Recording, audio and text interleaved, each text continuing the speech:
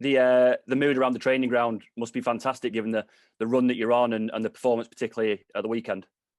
Yeah, I think so. It's so much easier, of course, when you get results. We've been working on the spirit and the personalities around the place anyway, and the culture is really good. But of course, it helps the mood when you're getting good results at the moment.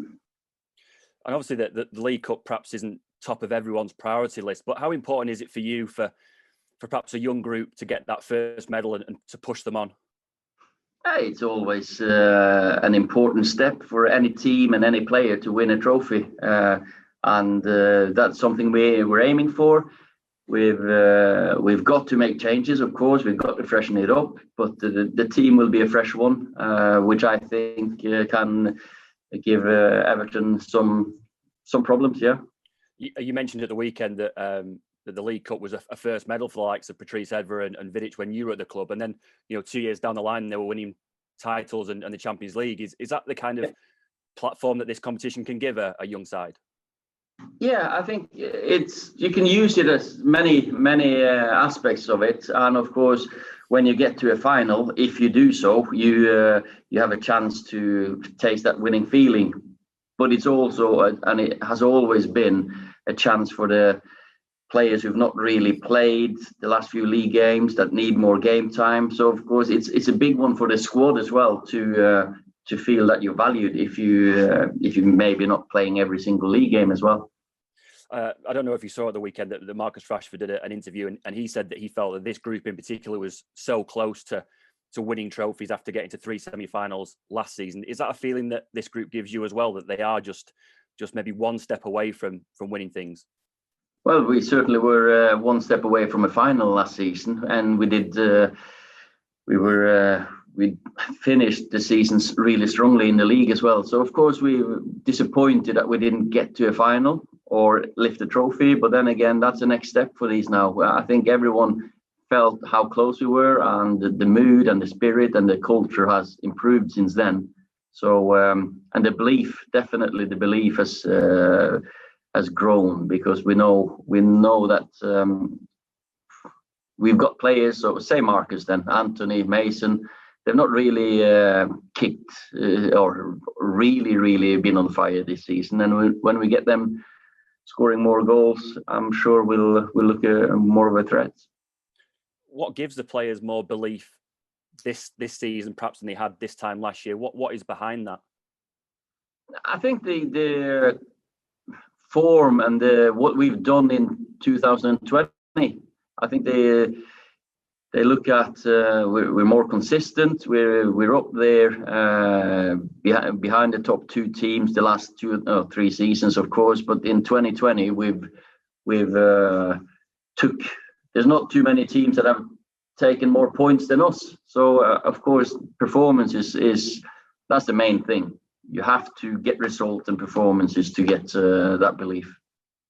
And obviously, you celebrated 2 years in charge of the week, and I know you don't like talking about what you've done and what's gone, in the past. So, in terms of looking forward, what do you see for the next 2 years of this side and your job here?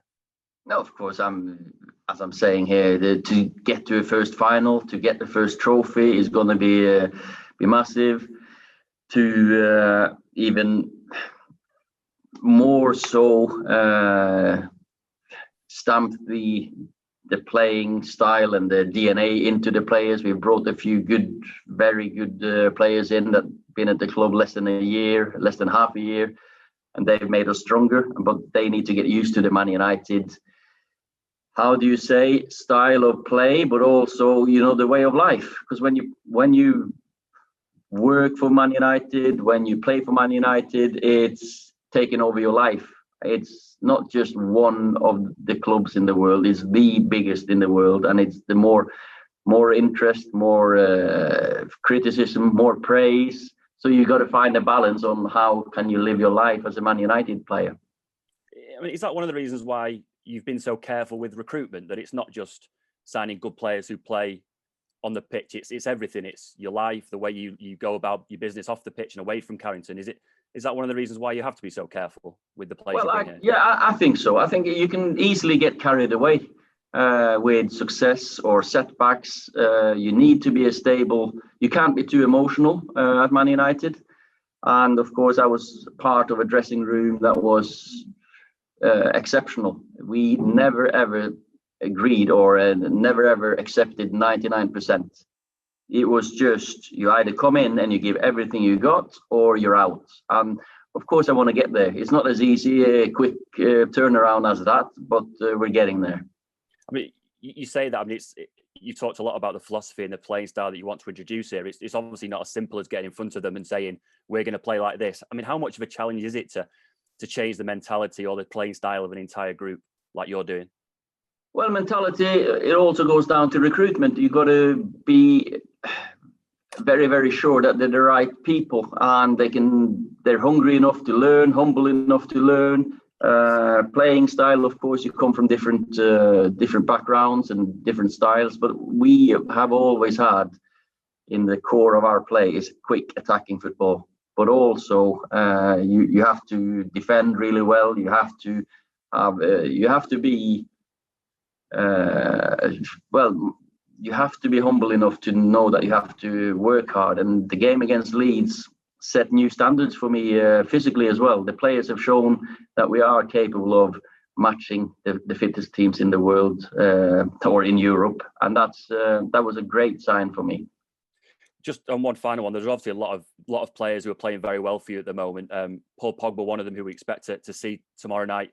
He's certainly not playing like a player who seems desperate to leave the club. But have you still got a hope that he does want to be part of what's going on, what's going on here, and perhaps the success that you're going to have in the future? Well, it's always a demand here at Man United to win trophies. And the more we win trophies, the more players would want to play for us.